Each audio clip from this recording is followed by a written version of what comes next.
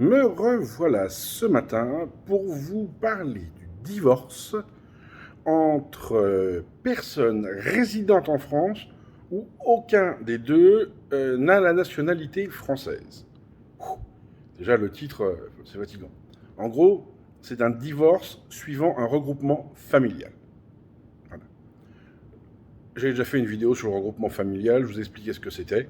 C'est le rassemblement d'une famille pour des personnes dont aucun des deux n'est né de nationalité française ou binational français quelque chose. Voilà. J'espère que j'espère que ça déjà, ça va vous simplifier les choses. Alors, en cas de divorce, que se passe-t-il dans ce cas-là?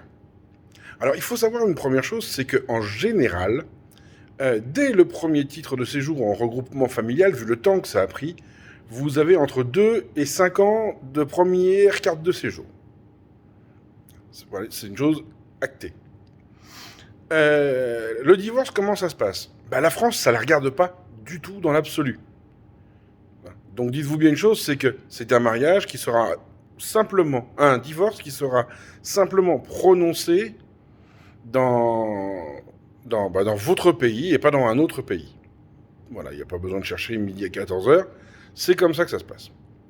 Donc ça n'a aucune incidence sur votre vie en France.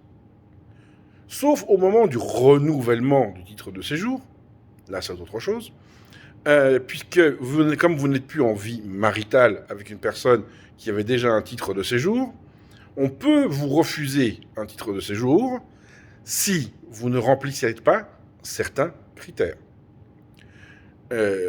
Ça peut être des critères d'enfant français, j'ai fait une vidéo là-dessus, c'est un critère d'emploi, voilà, vous avez plein de possibilités de ne pas être obligé de rentrer directement dans votre pays d'origine, si vous le souhaitez, attention, contrairement à ceux qui sont mariés avec un Français, où l'obligation est immédiate. Je sais, c'est pas juste, mais c'est comme ça. Parce qu'on peut pas, il n'y a pas de suspicion de mariage blanc dans ces cas-là, vu qu'il peut pas y avoir d'obtention de nationalité, il y a plein de... Voilà, c'est pas du tout le même système, donc faut pas s'inquiéter plus que ça. Le divorce, comment ça se passe? Vous pouvez prendre un avocat en France qui est mandaté dans votre pays, ou qui est dans un cabinet qui est mandaté dans votre pays, et qui s'occupe de tout. Vous n'êtes pas obligé de retourner dans votre pays. Vous pouvez le faire, c'est sûrement moins coûteux, mais faut pas s'inquiéter plus que ça. Il n'y a pas besoin de faire de transcription, hein, évidemment, puisque c'est dans votre pays, donc ça ne regarde pas la France. Si vous envoyez le divorce alors qu'il n'y aura pas de dossier de transcription, on vous dira oui, c'est gentil, mais ça ne sert à rien. Et ensuite, qu'est-ce qui se passe? Pour la France, rien.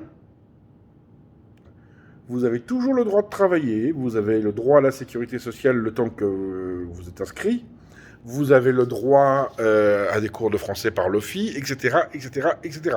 Ce droit, vous l'avez toujours, tant que votre titre de séjour est valable. Hein, je dis bien valable. On m'a posé la question, est-ce que je peux me remarier? Alors, une fois que le divorce est prononcé dans votre pays, la réponse est oui. Une fois que vous êtes divorcé dans votre pays. Hein. Et que sur votre acte de naissance dans votre pays, il sera écrit divorcé.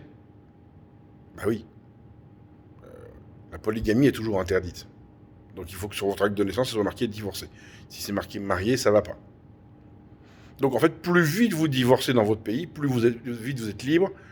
Vous avez entre 3 mois et 6 mois en fonction des pays de carence avant de vous remarier. C'est quasiment international. Ça c'est... voilà. Est-ce que vous pouvez divorcer dans votre consulat?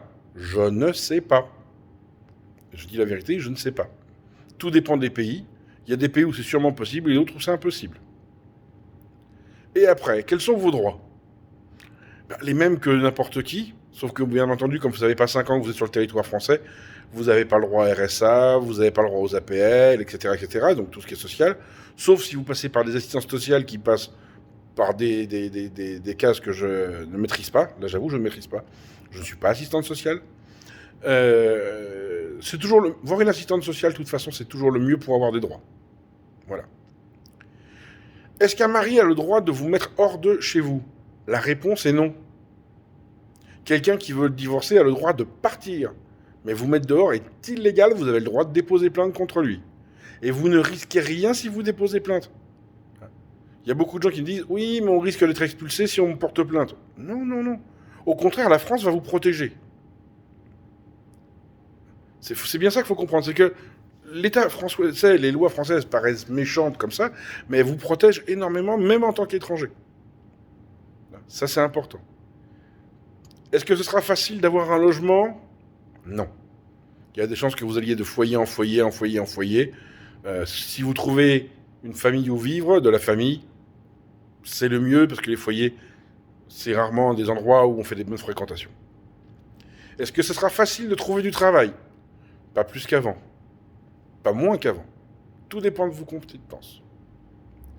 Et attention, vous avez le droit de créer votre micro-entreprise en fonction de vos capacités et de vos diplômes.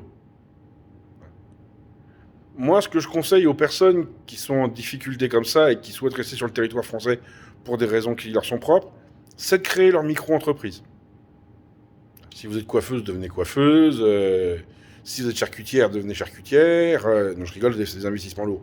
Et voilà, c'est important de gérer son emploi. C'est pas possible dans tout, c'est vrai. Mais à partir du moment où vous gérez votre emploi et que vous êtes à Pôle emploi, ça va assez bien. Ça prouve votre intégration. Et si ça prouve votre intégration, ça favorise le renouvellement d'un titre de séjour. Donc vous voyez, il n'y a pas besoin d'avoir peur. Ce n'est pas parce que vous n'êtes pas de nationalité française que vous n'avez pas de droit en France. Ça, c'est très, très, très, très important à comprendre. La nationalité apporte d'autres choses, d'autres avantages, d'autres inconvénients aussi. Mais il n'y a pas de racisme, en fait, tout simplement. Il ne faut pas croire que l'État français est un État raciste qui est là pour vous emmerder. L'État français vous protège beaucoup plus que vous pouvez imaginer. Alors ça, c'est important de le savoir et de le comprendre. Voilà, cette vidéo est terminée. Un petit format de 8 minutes. J'ai été court pour une fois. J'ai eu pas mal d'autres demandes sur plein de sujets. Je vais en faire une autre qui va pas durer très très longtemps non plus parce que c'est assez simple. Un sujet simple, vidéo courte. Sujet compliqué, vidéo longue. Et il est possible que je refasse une vidéo concernant le droit de blasphème, etc. Je la ferai sur YouTube, parce que YouTube censure beaucoup moins que Facebook. Mais bon, prochaine vidéo, de toute façon, c'est un sujet qui va vous intéresser, nombre d'entre vous. Il est temps pour moi de vous souhaiter la meilleure des journées possibles, et surtout, n'oubliez pas, soyez heureux, rendez heureux, à très bientôt les amis.